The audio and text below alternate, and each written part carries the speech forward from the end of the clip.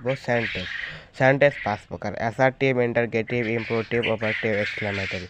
সহজভাবে নিচে দিয়ে দিলাম। অ্যাসার্টিভ সেন্টেন্স যে তথ্য ঘটনা বক্তব্য প্রকাশ করে সাধারণত subject plus verb plus object থাকে তাকে অ্যাসার্টিভ সেন্টেন্স বলে। যেমন রাহিম প্লে ফুটবল। ইন্টারগেটিভ সেন্টেন্স প্রশ্নবোধক বাক্য, যে বাক্য দ্বারা কাউকে কোনো প্রশ্ন করা হয় এবং বাক্যের শেষে প্রশ্নবোধক চিহ্ন থাকে তাকে ইন্টারগেটিভ সেন্টেন্স বলে। ডাস রাহিম প্লে ফুটবল। ইম্পারেটিভ সেন্টেন্স আদেশ বা অনুরোধ আদেশ, উপদেশ বা নিষেধ বোঝায়। সাধারণত সাবজেক্ট ইউ উহা থাকে।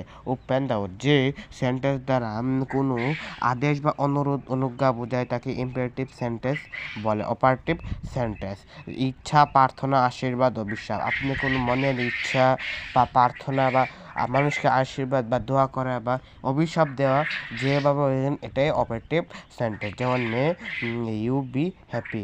এখানে ব্যক্তি সুখী হওয়ার কামনা করছে।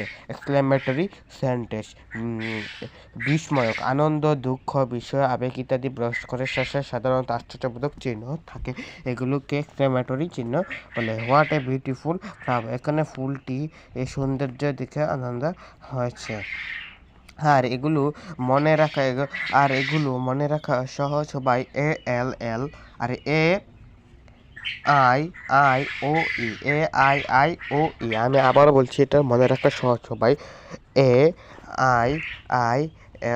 AIIOL এতে অ্যাসার্টিভ মানে বক্তব্য, আইতে ইন্টারগেটিভ প্রশ্ন, আবার আইতে ইম্পারেটিভ আদেশ অনুরোধ, অপারেটিভ ইচ্ছা প্রার্থনা, ইতে এক্সক্লেমেটরি আবেগ